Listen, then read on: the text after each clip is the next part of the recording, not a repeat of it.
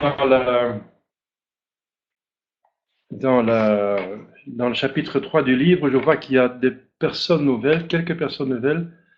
Donc, je vais quand même aller sur mon site. Je vais donner le lien avec le lien vers le texte de la cosmologie, qui était donc élaboré par le professeur Ness, Désiré Ness, de l'école de Monseigneur Désiré Mercier,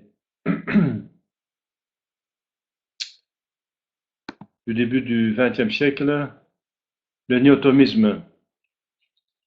Alors, donc, si on va sur le site, je donne le cours de cosmologie. Voilà, le voilà. Eh bien, tout à fait au début, en dessous de l'image de Monseigneur Cardinal Mercier, il y a le lien. Bon, je peux le donner directement si vous voulez, le lien. Je peux donner le lien directement. Voilà, c'est plus facile peut-être. Voilà, je vous donne le lien pour ceux qui n'ont pas encore le texte, le lien du livre, le texte. Donc on est donc au chapitre 3e du tome 1er, la cosmologie.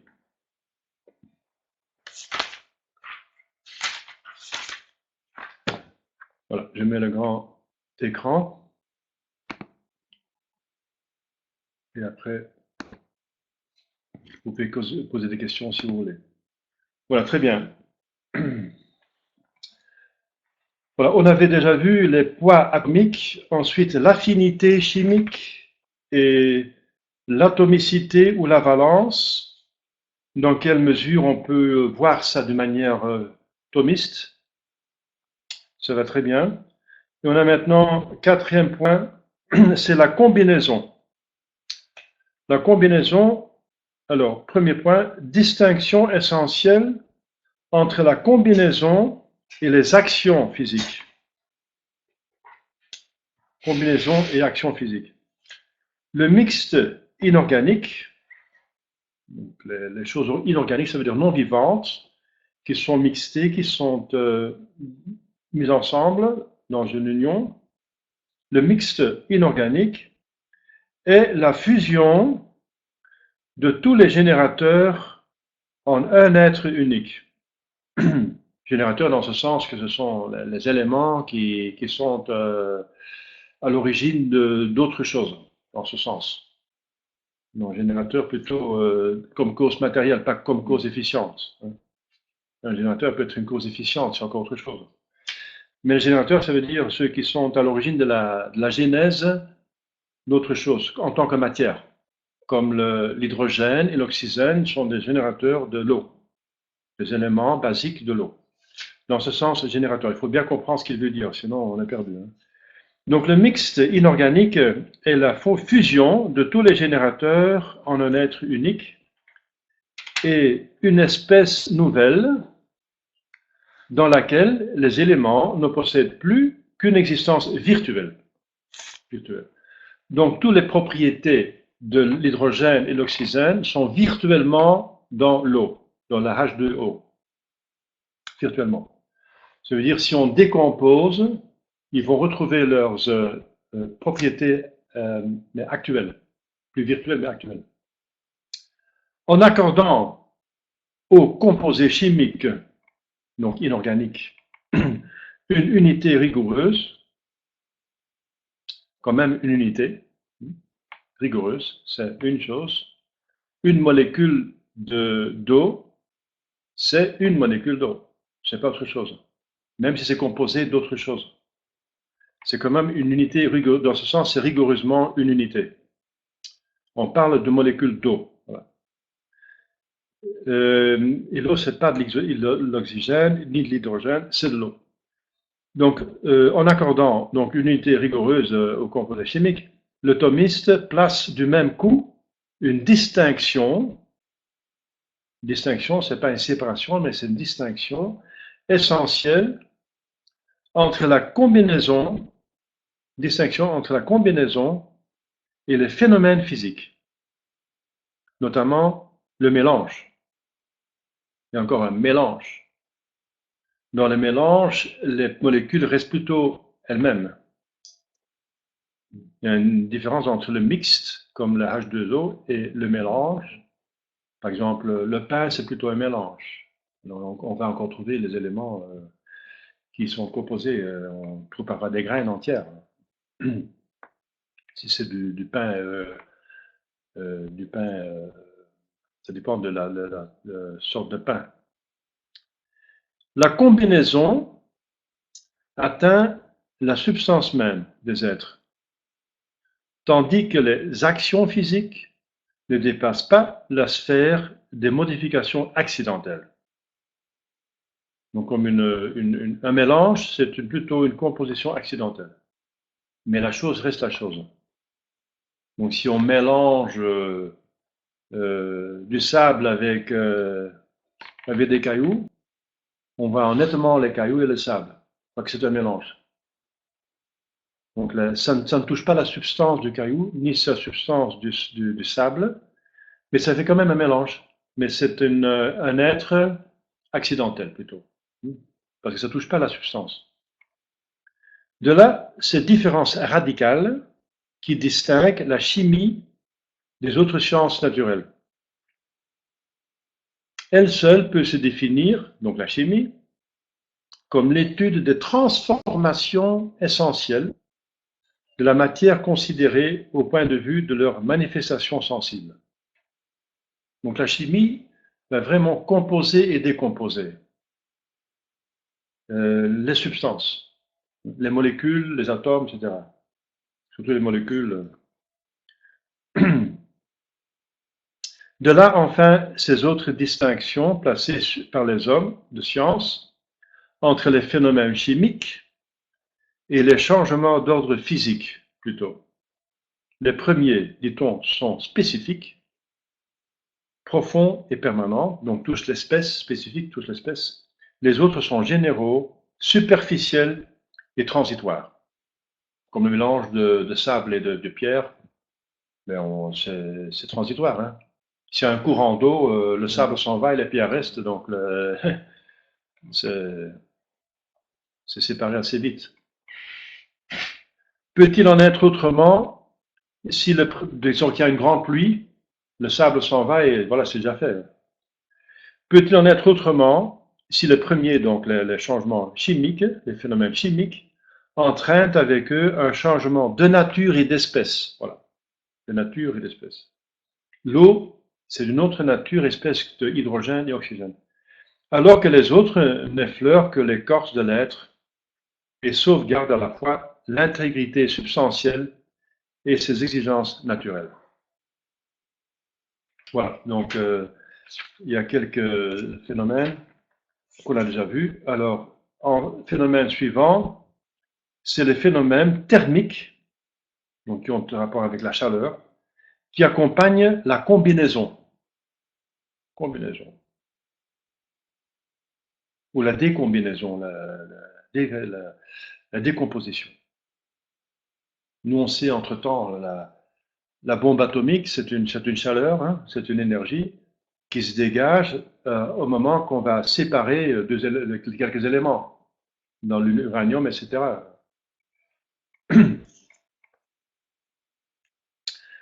Quelle est la cause originelle de cette chaleur, de sa constance et de son intensité? Là, on touche la théorie d'Einstein, que matière, c'est énergie, parce que chaleur, c'est énergie. Là, on va toucher cette thèse, ça n'a jamais été prouvé, cette formule d'Einstein.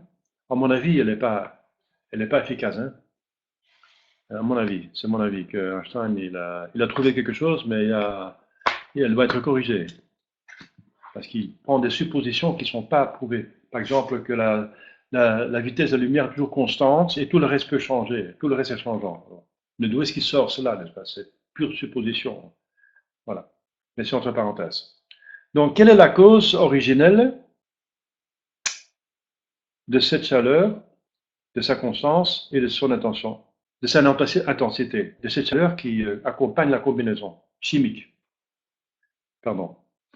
D'ordinaire, le phénomène thermique, de chaleur ou de froid, produit par une combinaison, est constitué de deux parties bien distinctes. L'une se rattache à des causes physiques, telles le changement d'état, la pression extérieure, etc. L'autre a une cause chimique, l'union ou désunion des composants. Là, il réfère à un chimiste, Berthollet, essai de mécanique chimique. Cette dernière, donc, cette cause chimique, est absolument invariable. L'autre, physique, au contraire, dépend des circonstances, la pression, etc. Changement d'état. Selon la théorie scolastique, les corps, donc les entités sensibles, donc matérielles, les entités matérielles, peuvent être sollicités à l'action par des causes extrinsèques. C'est évident.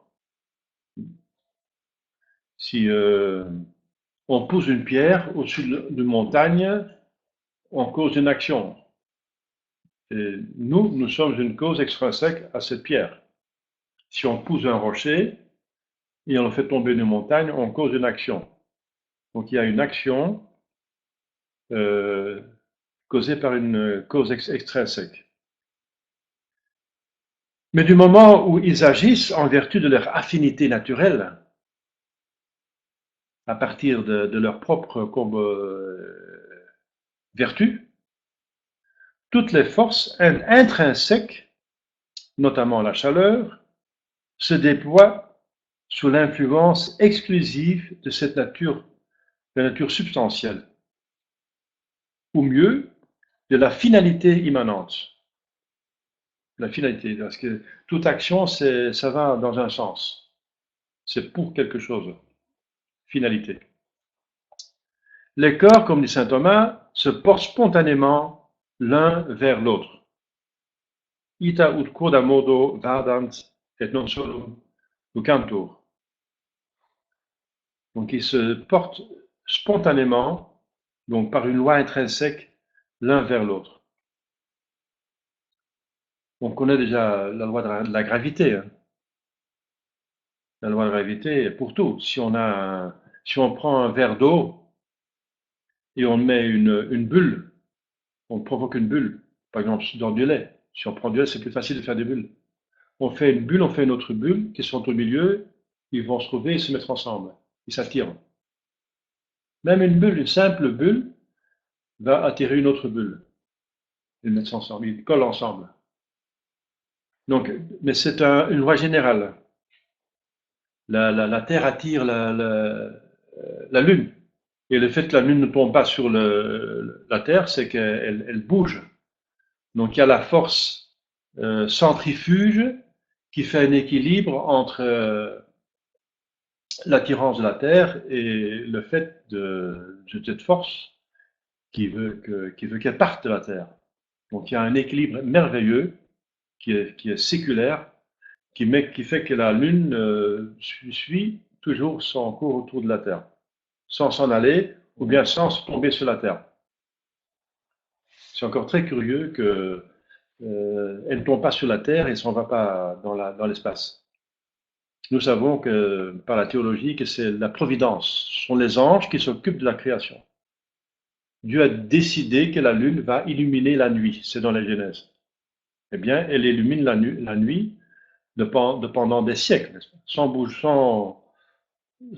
toujours dans son cours, c'est le même cours. C'est déjà une sorte de miracle, c'est très curieux. Donc par ailleurs de l'intervention divine, il y a quand même des lois physiques qu'on essaie de comprendre de manière philosophique et thomiste. Or, si la force calorifique dont on s'occupe ici, la force calorifique, a dans l'être même la règle de son activité spontanée, dans le corps même, par exemple dans le feu c'est un être eh bien, la force calorifique est dans le feu même. Ça ne vient pas de l'extérieur, ça vient du feu. Dès qu'il y a du feu, il y a de la chaleur. Donc, dans l'être même, la règle de son activité spontanée, qu'importe les causes adjuvantes de son action. Ne faut-il pas que le phénomène thermique d'origine chimique soit invariable comme sa cause?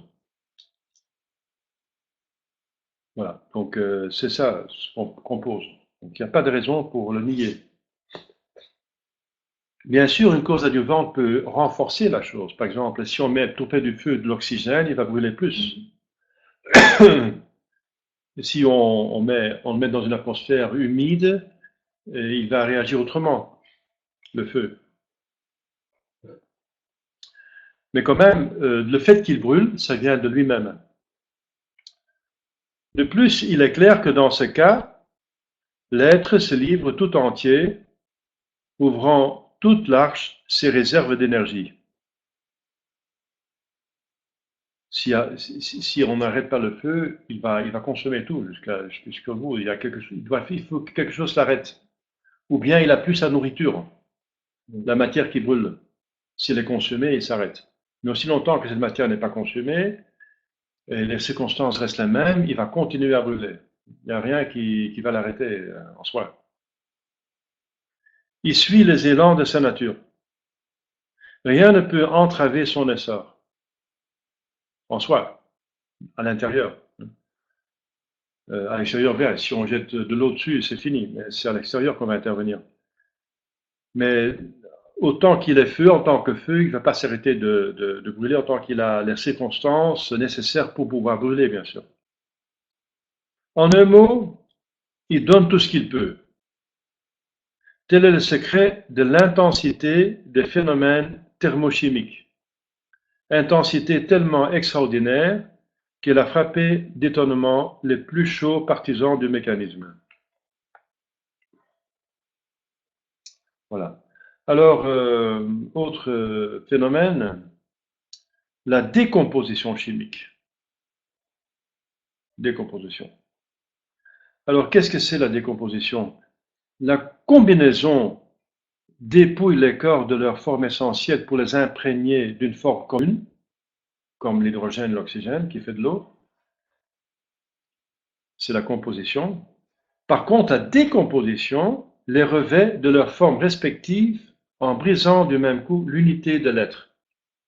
Donc elle va briser l'être de la combinaison et elle va restaurer l'être naturel des composants. À parler rigoureusement, la réviviscence des composants constitue l'acte essentiel de la décomposition. Forcément. Si l'hydrogène et l'oxygène vont reprendre leur droit d'existence totale avec leurs propriétés essentielles, ils vont faire éclater la nature de l'eau. La séparation des éléments en est plutôt une suite naturelle, une suite de le fait de la réviviscence des composants. C'est intéressant ça. Le caractère particulier de la décomposition. Eh bien, lorsque les corps simples, virtuellement existants dans le mixte inorganique, reconquièrent leur être spécifique, comme on vient de voir, ils reprennent toute la quantité de chaleur qu'ils avaient dégagée en se combinant. Ils vont tout reprendre, même la chaleur, même leur situation thermique. Donc ça va donner une réaction. On va avoir un changement de température. S'ils reprennent la chaleur, ça veut dire que il y aura pour l'environnement une diminution de chaleur. La chaleur est prise quelque part. Hein. C'est le principe du frigidaire. Par une réaction chimique, on cause le froid. On cause le froid, c'est le principe du frigidaire, en faisant une action chimique à l'intérieur de l'appareil que des éléments chimiques vont prendre la chaleur. On prend la chaleur, donc il y a la foi qui va s'installer. Pour nous donner la clé de cet apparent mystère, la théorie scolastique ne doit point recourir à des hypothèses nouvelles. Il lui suffit de faire appel à ces principes généraux sur le processus génétique des formes essentielles. Une forme, donc la forme de l'eau, disent les scolastiques, ne peut naître que dans une matière prédisposée à la recevoir. Toute forme. Toute forme. Toute forme ne peut exister que dans une matière, mais qui lui est adaptée, qui lui est propice, qui est possible de la recevoir. Si cette matière est prise par une autre forme, dont la forme est trop forte, comme le diamant, n'est-ce pas?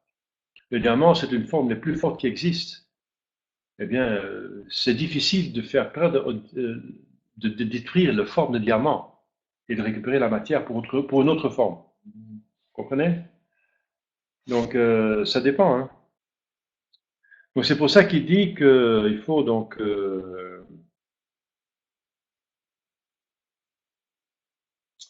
que dans la matière, elle ne peut naître, cette forme nouvelle, que dans la matière prédisposée à la recevoir. Qu'elle est disposée en avance, prédisposée de la recevoir. Comme par exemple, le bois est disposé à recevoir la forme de cendre quand il est sec.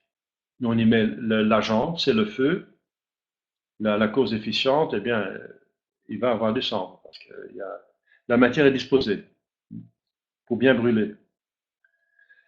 Or, la chaleur dépensée par la combinaison, donc il faut de la chaleur pour combiner. La chaleur dépensée pour la combinaison nous donne la mesure des altérations exigées par la force spécifique du composé. On peut mesurer la chaleur et ça va être en équivalence, en relation, en proportion de la mesure des altérations exigées par la forme spécifique du composé. De plus qu'il y a un effort à faire, de plus qu'il y aura la chaleur qui va être utilisée. En vertu de la même loi, on voit ça, hein. Si on veut couper de l'acier, si on coupe du plastique, ça va vite. Hein. Mais si on va couper de l'acier, ça va chauffer. Hein. Ça devient très chaud. Par exemple, et si par exemple on traverse un mur avec une perceuse, et c'est un mur doux, alors ça va très vite, il y a peu de chaleur. Mais s'il y a de la résistance, c'est du béton, alors votre perceuse commence à dire hein.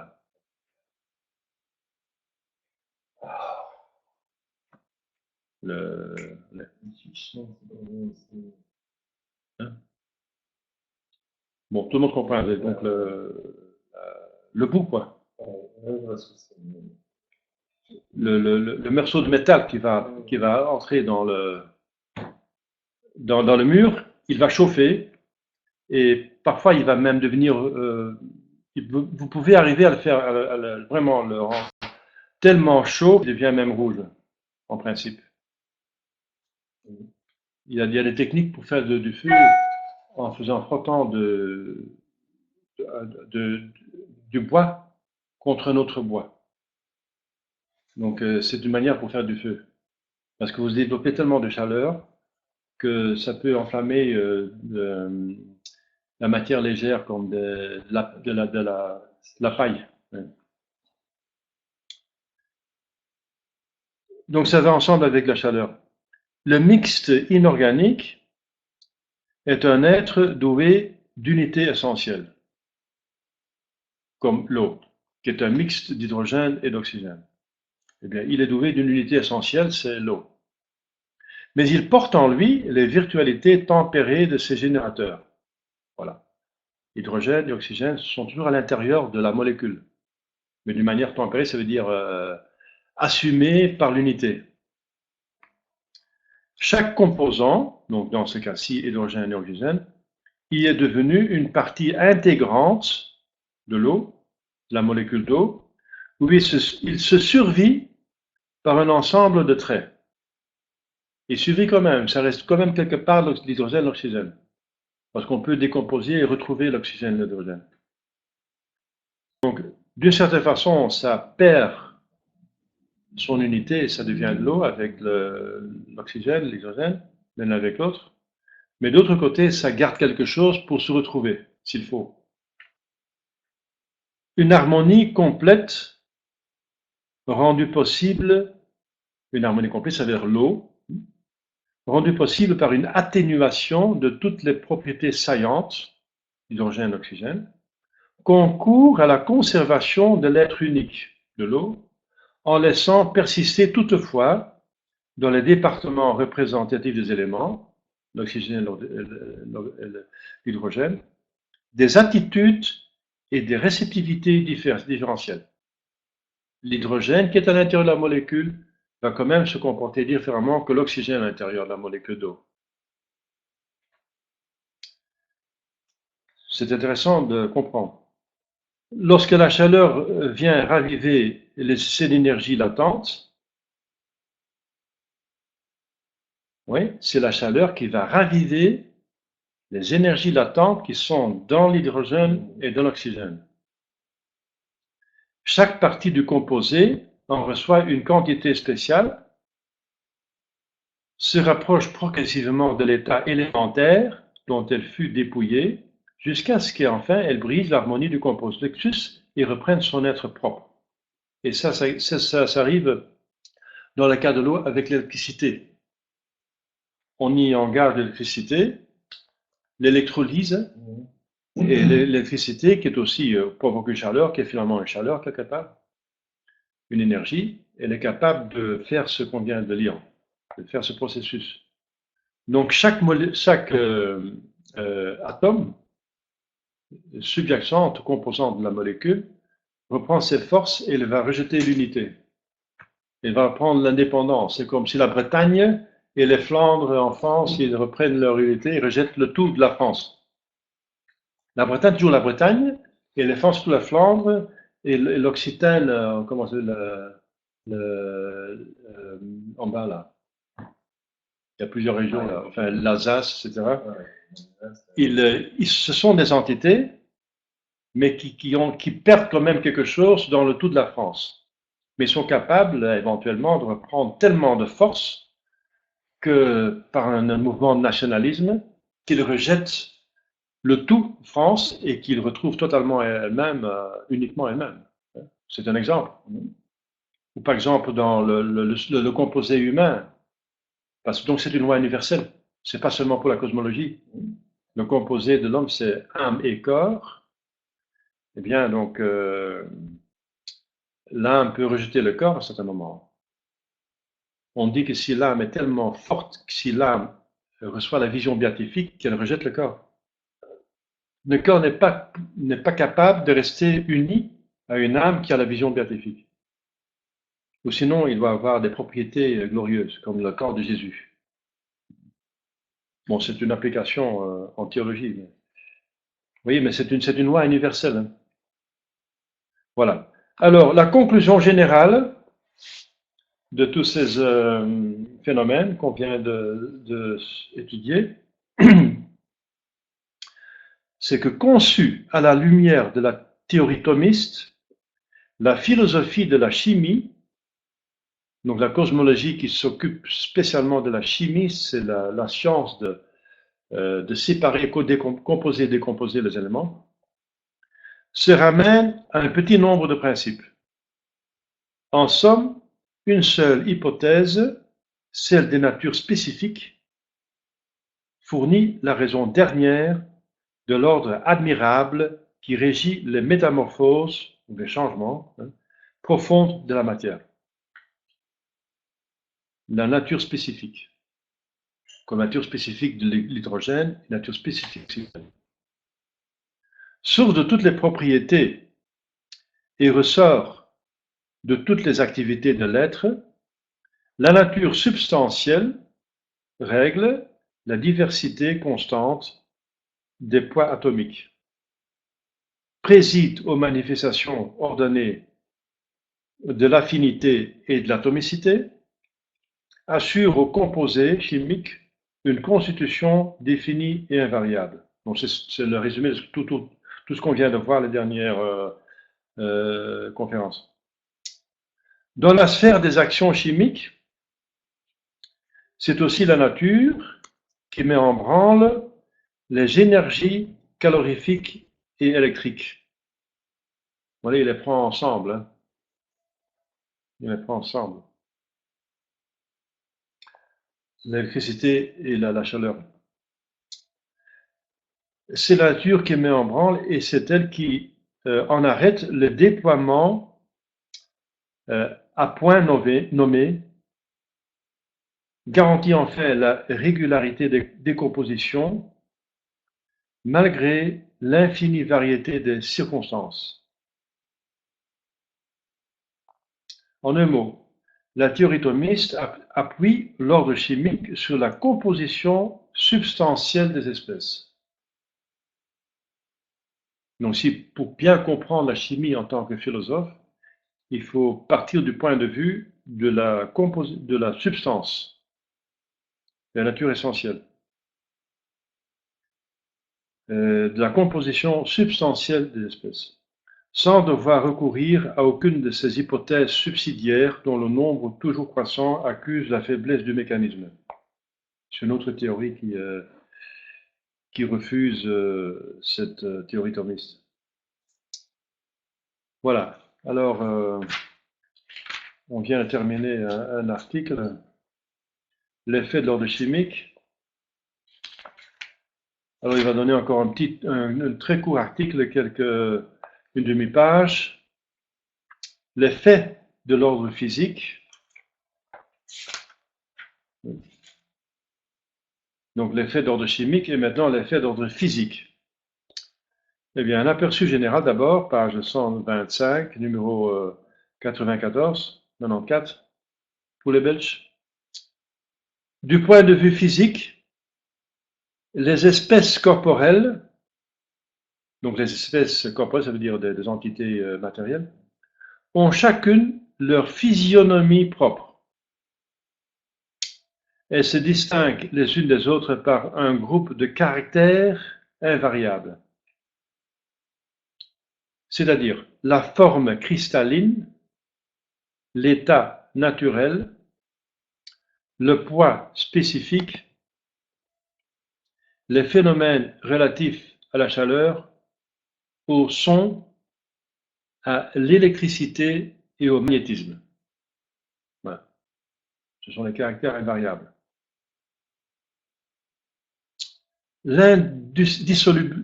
Indissolublement unies entre elles, ces propriétés constituent un critérium complexe et infaillible de spécification. Donc on arrive à définir un élément à partir de ces caractères invariables. Voilà. C'est pas étonnant parce que on a vu que les formes essentielles, les formes propriétés essentielles, justement désignent la substance. Si quelque chose a la forme d'un chat, ça miaule comme un chat, n'est-ce pas? Ça marche comme un chat, ça a la couleur d'un chat, ça a la physionomie d'un chat, ça a le poids d'un chat, ça régit comme un chat, etc., etc., etc. Alors, il faut conclure, donc, c'est un chat. C'est évident. Donc, c'est encore un principe universel. Alors, raison explicative de ce fait. Ces groupes de traits différentiels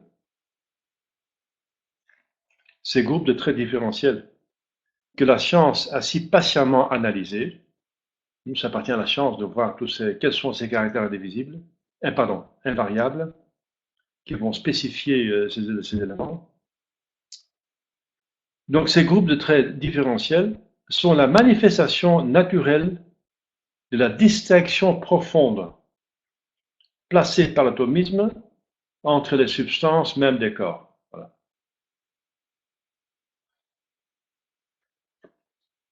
Donc ce sont des propriétés qu'on peut constater, mais qui désignent quelque chose de profond à l'intérieur. Et justement, c'est la substance. Comme je viens de dire, on peut désigner la substance à partir des propriétés. C'est pour ça que la transsubstantiation, c'est un miracle. Parce qu'après la consécration, on voit du pain, c'est la couleur du pain, c'est le poids du pain, c'est le goût du pain, et c'est toutes les propriétés du pain, mais ce n'est pas du pain. C'est ça le miracle de l'intervention divine. La substance a changé. Ouais. C'est intéressant. Hein. C'est ça la transsubstantiation. C'est une intervention divine. Seul Dieu peut le faire. Il va intervenir dans l'intimité des choses. Normalement, les propriétés désignent la substance. Et l'exception, c'est ça. Mais c'est par intervention divine. Si Jésus dit ceci est mon corps, qu'est-ce qu'il va dire que c'est pas son corps? Mais après, on voit toujours du pain. Et les apôtres mangent comme du pain. Mais c'est son corps. Le est, la substance, l'essence, c'est le corps. Mais les propriétés sont toujours le pain. Vous voyez? Donc c'est intéressant de comprendre la cosmologie. Vous voyez, la cosmologie aide à comprendre la transsubstantiation. Est-il possible, en effet, que des natures spécifiquement distinctes, comme le cuivre et, disons, et le fer, des natures spécifiquement distinctes, ne soient point affectées de groupes de propriétés différentes? Est-ce possible? Non, ce serait bizarre. C'est contre toute évidence. Les phénomènes ne sont-ils pas le seul rayonnement visible de cet être caché qui est la substance? On ne voit jamais la substance de quelque chose, mais on l'induit à partir des phénomènes extérieurs. Et si on n'a pas assez de phénomènes, on peut se tromper, mais s'il y a assez de phénomènes, on est infailliblement juste. Si on dit ça bouge, ça a des yeux, et voilà, ça a la grandeur d'un chat, eh bien, c'est un chat. Mais ça suffit pas, parce que ça peut être un renard. Ça aussi la grandeur, ça bouge aussi, ça a des yeux, etc. Mais ça... Donc il faut aller plus loin. Il faut aller plus loin jusqu'à ce qu'on a dans la couleur, la physionomie, etc.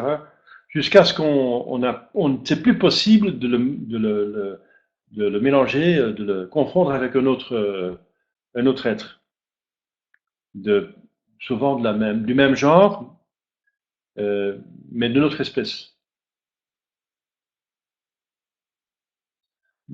Par cette corrélation établie entre le fond intime des êtres, donc la substance, l'essence, et leur caractère accidentel, donc ce qui apparaît, la physique aristotélicienne avait donc justifié d'avance toutes les distinctions dont se complète à l'heure présente et peut se compléter à l'avenir le signalement des espèces.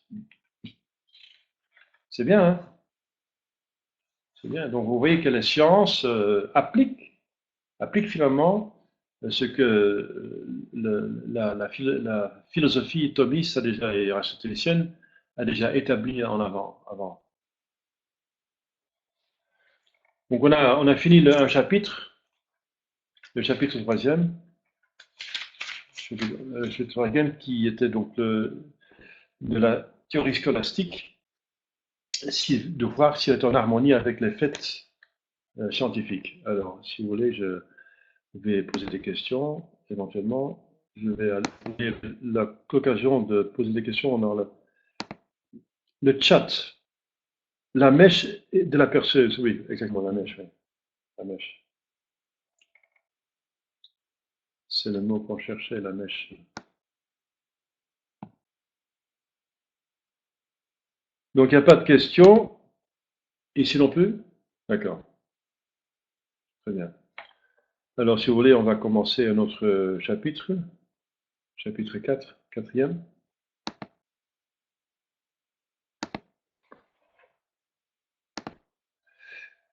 Preuve de la théorie scolastique.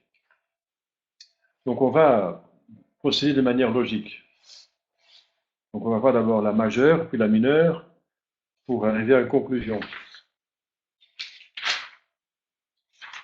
La majeure.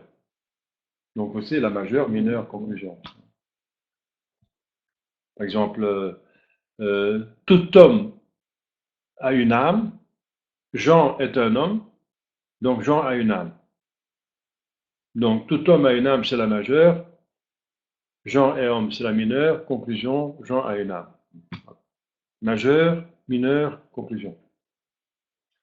Alors, la majeure. Il y a de l'ordre dans le monde inorganique. On constate. On constate un ordre. Alors, on essaie d'étudier cet ordre et de comprendre de quoi il s'agit. Donc, la majeure, c'est il y a de l'ordre dans le monde inorganique. La mineure est or. Les caractères de cet ordre sont inexplicables si l'on admet dans les êtres corporels une finalité immanente. C'est la mineure qu'il faut prouver, il faut prouver la majeure, il faut prouver la mineure. Et la conclusion, c'est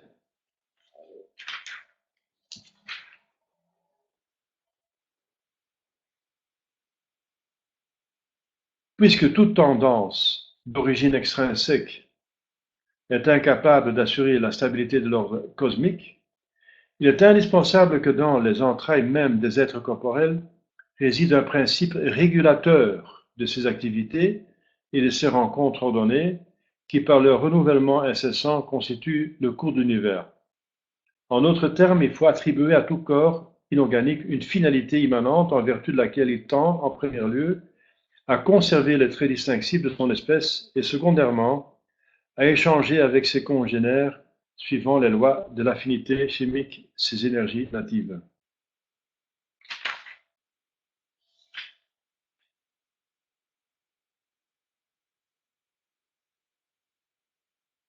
Donc on va voir encore d'autres conséquences logiques de ce principe. Il y a plusieurs conséquences qu'on peut tirer qui sont très intéressantes. Finalement, si on va plus loin, on peut aller jusqu'à la preuve de l'existence de Dieu. L'ordinateur, celui qui met l'ordre, l'ordonnateur. Donc, majeur, il y a de l'ordre dans le monde inorganique. Tout le monde le perçoit plus ou moins, mais on peut le prouver de manière certaine. Les multiples lois qui président au jeu des forces physiques, pesanteur, électricité, son, chaleur et lumière, la classification des formes cristallines et leur rapport invariable avec la nature chimique des corps, les rapports de poids et de volume observés dans les combinaisons chimiques, les règles de l'affinité et de l'atomicité, qu'on vient de voir, l'histoire des transformations subies par notre globe depuis son état de nébuleuse jusqu'au moment où se trouve réalisé cet ensemble si complexe de conditions indispensables à l'apparition et au maintien de la vie des plantes, des animaux et de l'homme, les relations de la Terre avec les cieux, avec les atmosphères, l'atmosphère et l'espace. C'est ça les cieux qui veut dire les cieux, l'atmosphère et l'espace. Relations d'où dépendent la succession régulière des saisons et la marche des activités organiques et inorganiques de la matière, voilà autant de témoignages éclatants en faveur de l'ordre cosmique. Pour, euh, pour prouver l'ordre, mais il faut le montrer, il suffit de le montrer. Regardez par vous-même. D'ailleurs, n'y eût-il que la récurrence invariable des mêmes espèces chimiques, l'univers matériel l'emporterait encore sur les œuvres les mieux ordonnées du génie humain. Nul ne peut suivre dans le détail les métamorphoses qu'ont éprouvées, pendant les siècles écoulés, les milliers de corps répandus à la surface de notre globe ou disséminés dans l'atmosphère. Le cours de la nature est une série ininterrompue de transformations profondes. Ça veut dire qu'il change les espèces, la substance, la nature des choses. Où les éléments triturés, amoindris, dépouillés de leurs propriétés natives, revêtent celles des composés, tandis que d'autres édifices moléculaires voient disparaître leur unité et leurs traits distinctifs par la mise en liberté de leurs éléments constitutifs. Par exemple, une inondation, une foudre, le temps, les intempéries pendant des siècles, un volcan, un tremblement de terre, tout ça, n'est-ce pas, est capable de provoquer des changements, des compositions, des décompositions. Par exemple, l'éclatement d'un volcan, ça provoque quelque chose. Hein.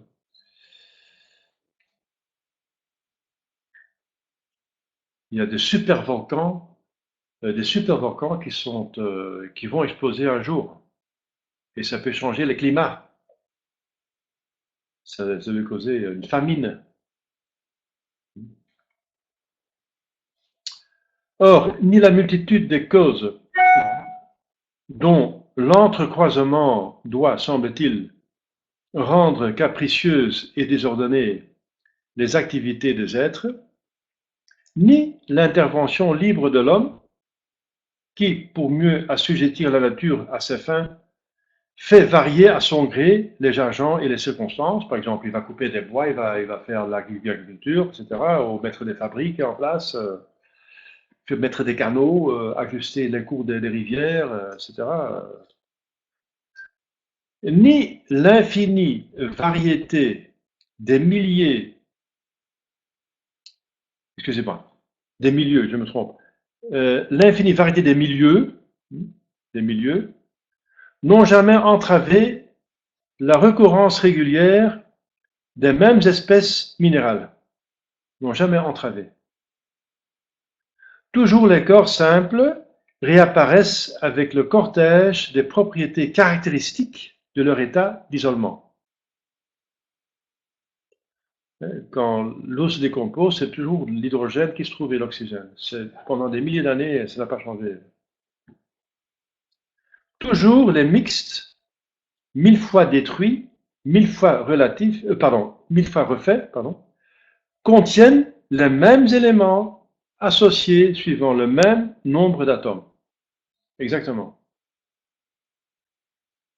Et un fait non moins frappant, toutes ces activités convergent d'une manière constante au bien des individus comme bien de l'ensemble. Il y a un cycle naturel. Il y a plusieurs cycles. Le cycle de changement fait par le soleil qui agit sur la surface des mers, des océans, qui fait des nuages et qui provoque la pluie, les nuages, la pluie. La pluie qui est absolument nécessaire pour la vie. Oui. Et les processus euh, de recyclage par l'appareil digestif. Les plantes qui mangent les minéraux, les animaux qui mangent des plantes, et les hommes qui mangent des animaux, et tout retourne vers la Terre et même dans l'atmosphère. Nos corps aussi fait toujours des changements. Par la respiration, on fait encore un changement physique. chimiques. Et par exemple, les arbres, les feuilles des arbres, c'est tout un appareil de fabrique, de changer par l'influence de la lumière, la composition de l'air, de la purifier, mettre plus d'oxygène dans l'air.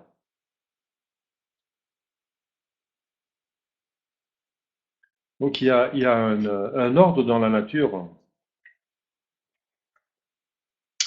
Donc il y a un ordre dans le monde inorganique, donc même inorganique, organique aussi, mais aussi inorganique. Et l'ordre dans le monde inorganique, c'est surtout que dans la composition et décomposition, on retourne toujours vers la même structure atomique des éléments. Toujours les mêmes, exactement les mêmes, exactement les mêmes. Alors, la mineure, or les caractères de cet ordre sont inexplicables si l'on admet dans les êtres corporels une finalité immanente. Ben, je vais m'arrêter ici, on va l'expliquer la fois prochaine, parce que c'est quand même, ça prend 2 pages. Et on est arrivé à la fin de l'heure. Donc je vous donne encore quelques instants donc la possibilité de poser des questions. Donc je répète, pour ceux qui trouvent que c'est un peu sec, c'est que en étudiant la matière, on trouve des lois universelles qui sont applicables à tous les autres êtres, même à nous-mêmes, et qui sont un rayonnement, une émanation de Dieu, parce que tout est créé à son image, à sa ressemblance. Donc si on étudie en profondeur, justement, la philosophie va en profondeur des choses, alors on trouve des lois qui sont très intéressantes et qui sont finalement quelque part, d'une certaine façon, universelles, et par laquelle on comprend mieux tout ce qui existe autour de nous. Donc on est plus capable de l'utiliser pour le bien commun,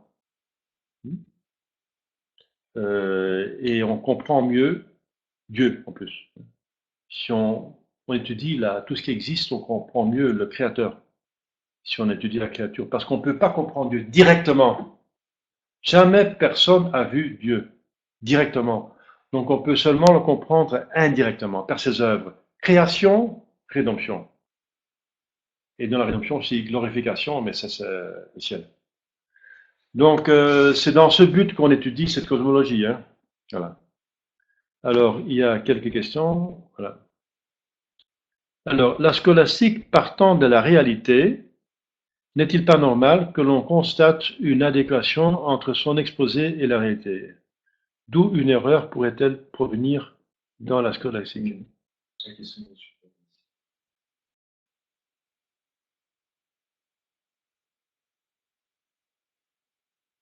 N'est-il pas normal que l'on constate une adéquation entre son exposé et la réalité? Voilà. Adéquation, ça veut dire que la philosophie scolastique est conforme oui. avec la réalité dans ses lois. Donc, d'où une erreur pourrait provenir dans la scolastique? Eh bien, l'erreur qui pourrait venir dans la scolastique, c'est qu'on n'a pas très bien étudié la réalité, donc on a fait une faute dans le raisonnement, dans l'induction ou la déduction. C'est tout. Donc, alors c'est une faute. Alors, on n'a pas bien fait la scolastique. Si on l'a fait bien, alors il n'y a pas d'erreur. C'est qu'on raisonne bien, on en arrive. Donc, si on fait bien les choses, alors on arrive à des certitudes. Donc, si les erreurs se font, c'est pas la faute de la scolastique, mais c'est la faute de l'homme qui n'a pas bien employé les instruments de la scolastique. Autre question, comment la scolastique peut-elle, à partir de l'observation des mêmes réalités, générer des controverses, par exemple, sur le problème de la grâce ou encore sur l'explication de la présente vacance du siège apostolique? Bien, mais donc, générer des controverses, ça veut dire que c'est pas elle qui génère la controverse. Elle va cerner dans la réalité des problèmes qu'il faut résoudre. C'est pas elle qui génère, qui provoque des controverses. Et la scolastique va toujours se soumettre à la réalité. Ça veut dire essayer de comprendre la réalité le mieux possible. Elle ne va pas en ajouter. Ce qui en ajoute, c'est la volonté, c'est l'action de l'homme. Mais la scolastique, c'est une science qui essaie de comprendre. Comprendre, c'est accepter la réalité le mieux possible. Donc, elle n'est pas génératrice de controverses. Elle va mieux comprendre dans ce sens qu'elle, c'est pas elle qui va mettre la pagaille, n'est-ce pas, provoquer des contradictions, des controverses, mais si elle va cerner dans la réalité des problèmes, les comprendre les problèmes, bien les comprendre, parce que une bonne diagnose, c'est déjà la moitié de la médication, dit le proverbe. Donc, elle va faire une bonne diagnose, cerner bien le cancer, n'est-ce pas, bien la maladie. Si on a compris toute la maladie, alors seulement là, on est capable de chercher un remède. Si on n'a même pas compris de quoi une maladie s'agit.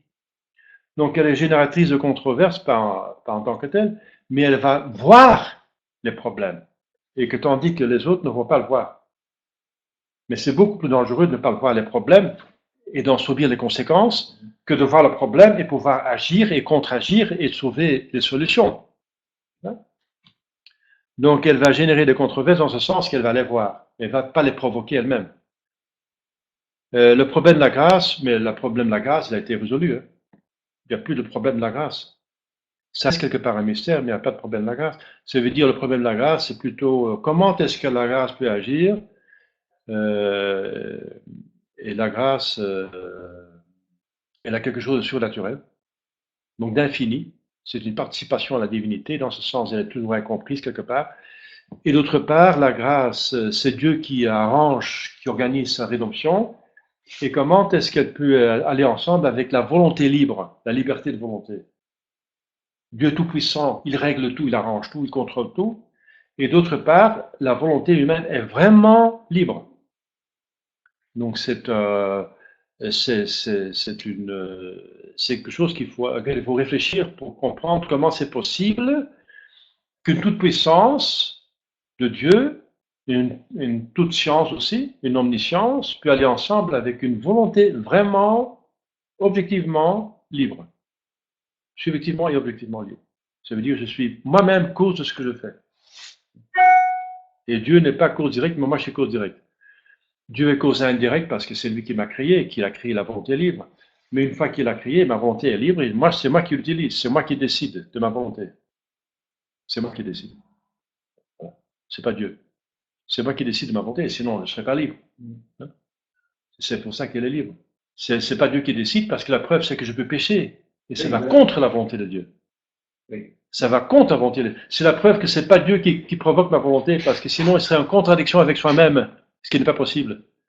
Dieu ne peut, c'est la preuve que Dieu par sa toute puissance, il est capable de faire un être qui échappe directement à cette puissance, mais qui finalement n'échappe pas à sa toute puissance, parce que Dieu a la dernière parole. Et c'est sa justice. Dans l'enfer, Dieu a encore une gloire. C'est sa justice qui est glorifiée. C'est pas sa miséricorde, mais c'est sa justice. Donc, en tout cas, Dieu est toujours glorifié. Alors, la vacance des sièges apostoliques, oui, la vacance des sièges apostoliques, eh bien, elle peut être résolue en 3 jours. En 3 jours. En 3 jours. Si seulement les hommes le veulent. C'est mon opinion, hein, mais l'opinion est quand même assez fondée sur des principes assez stables, sérieux, n'est-ce pas? C'est si tous les évêques, n'est-ce pas, qui sont validement sacrés et qui sont pas hérétiques, qui sont vraiment catholiques, tous les évêques sont unanimes et décident ils voient qu'ils ont le droit de conclave et qu'ils choisissent un pape. Il y a un pape demain ou après-demain, si vous voulez.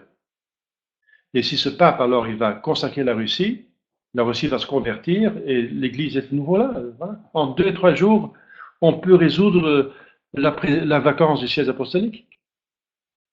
Et c'est une unanimité de conclave unanime, justement, pas sauvage, mais unanime, c'est très fondé parce que si les évêques, tous les évêques sont unanimes, ils se trompent, alors toute l'Église se trompe. C'est pas possible, ça va contre la promesse de Jésus-Christ, les portes de l'enfer ne prévaudront pas.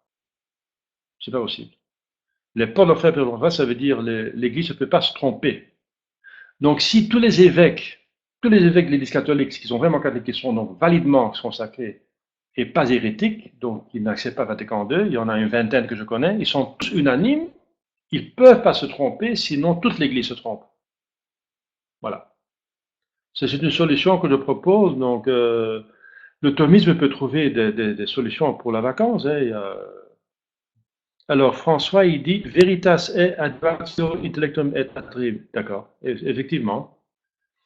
La vérité, c'est l'adéquation, c'est l'équation entre ce que je pense et ce qui est dans la réalité. Donc, la vérité a un élément objectif, hein, la réalité. La vérité a un élément objectif, la réalité, et un élément subjectif, mon idée de cette réalité. Si ça correspond, je suis dans la vérité. Si ça ne correspond pas, je suis dans l'erreur. C'est vrai, oui. Mais le veulent-ils, ces évêques? Eh bien, ça c'est la question, voilà, effectivement. Mais voilà. Mais s'ils le veulent, demain on a un pape. Alors, et s'ils le veulent, demain on a un pape, donc c'est pas moi qui peux le faire. Hein. Moi, je suis spectateur, je suis prêtre, je regarde, je réfléchis, je donne des éléments de solution, si vous voulez. C'est à eux de le faire, hein, c'est leur responsabilité. Hein. Mais c'est vrai qu'un jour, Dieu va donner une grâce efficace. Efficace. Ça veut dire une grâce qui aboutit coûte que coûte. Elle va aboutir. Comme il y a une grâce efficace à Mons-Lefebvre et Castelmayer. Il fallait au moins 2 évêques qui gardaient la vérité. Après le concile, les 250 membres de Cetus Patrum concilii, ils ont abandonné. Il dit, le pape a décidé, le concile a décidé, on abandonne le combat. Il y avait dans le concile 250 évêques qui gardaient la vérité totale dans 2500. C'est 10%. 10% gardaient la vérité totale. Mais après le concile, il n'y en avait que 2. Mais c'est une grâce efficace parce que s'il n'y avait plus 2 évêques, il n'y avait aucun évêque, alors toute la vérité serait disparue de l'Église, toute l'Église serait tombée dans l'hérésie, ce qui est impossible. Donc, Monseigneur Lefebvre a une grâce efficace. Monseigneur Castelmayer a une grâce efficace. Il a même dit, en juin 1988, donc le sacre, il a dit, je devais être ici, sinon j'aurais fait un péché mortel. Donc il ne pouvait pas, il devait être là. Et l'Ancien Testament dit, le témoignage de deux rend la vérité. Et les évêques sont les témoins de la vérité. Les évêques sont l'Église enseignante proprement dite. L'Église enseignante, c'est à partir des évêques, c'est le pape. Nous sommes, les prêtres et les fidèles sont l'Église enseignée. Et si moi j'enseigne, je le fais au nom des évêques. Et en ce moment, je travaille avec Monseigneur Morello. Voilà. Donc le prêtre parle toujours au nom d'un évêque, au nom de l'Église enseignante. Comme si vous donnez le catéchisme à vos enfants, vous enseignez au nom de l'évêque. Vous êtes, mais l'Église enseignante proprement dite au sens strict, c'est les évêques. Et il fallait donc 2 évêques au moins qui gardent la vérité, sinon l'Église avait perdu la vérité. L'Église enseignante, c'est pas possible. Alors et ensuite, après la mort de Paul VI, il y avait perdu dans l'Église qui est la tête. Monseigneur Lefebvre, toujours après la mort de Paul VI, ne savait pas si celui qui est à Rome est évêque, pape ou n'est pas pape. Avec Paul VI, nous étions dans une période grise. À partir de novembre 64, il a dit des hérésies, proclamé Vatican II, hérétique, c'est certain que c'est hérétique, donc encore une certitude. C'est encore une certitude qu'un pape perd par l'hérésie sa papauté, Mais il a l'occasion de se convertir, de dire oui, je me suis trompé, j'ai voulu dire autre chose, voilà, etc. Et alors seront la plupart des théologiens, ils ne perdent pas sa papauté. Donc il y a une période grise. Mais avec la mort de Paul VI, il ne s'est pas converti, il n'a pas changé, il a été interdit par Monstre Lefebvre, etc., par l'abbé de Nantes, etc., par Monstre Castelmayer, etc. Alors, c'était clair qu'il était hérétique jusqu'à la mort obstinée. Donc, il a perdu sa papauté rétroactivement à partir du premier moment qu'il dit une hérésie publique. C'était novembre 64. Mais alors, c'est une vérité. L'Église doit savoir où est sa tête. Si quelqu'un ne sait pas où est sa tête, il est fou. Hein. C'est pas possible que l'Église est folle concernant la vérité capitale, caput, de sa tête, n'est-ce pas? Donc, puisque Monstre Lefebvre ne trouvait pas cette doctrine, ou bien il ne voulait pas savoir, je n'en sais rien. En tout cas, on constate qu'il n'a jamais tranché la chose, et que c'est pas possible que l'Église ne sache pas où est sa tête, qu'elle a une tête oui ou non. Eh bien, il y avait encore une grâce efficace qui est tombée sur Monseigneur Tuc, qui dit, après la mort de Paul VI, à Rome, ils sont protestants, le protestantisme, c'est une hérésie, l'hérésie met en ordre l'Église, ils sont tous en ordre de l'Église, ils ne sont pas catholiques, ils ne sont pas papes, je suis évêque catholique, je vais consacrer des évêques qui vont continuer l'Église, et ils doivent agir ensemble. Ils doivent agir ensemble, vous voyez? Ensemble. Et voilà, donc encore une grâce efficace qui a donné la solution dans l'Église, que l'Église a toujours, voilà, la solution, agir ensemble, vous voyez la chose. Donc, s'ils sont ensemble, ils sont infaillibles. Hein. C'est l'unicité de tous les évêques dans le monde entier qui puissent dans le passé, eh bien, c'est la définition de l'infaillibilité universelle ordinaire.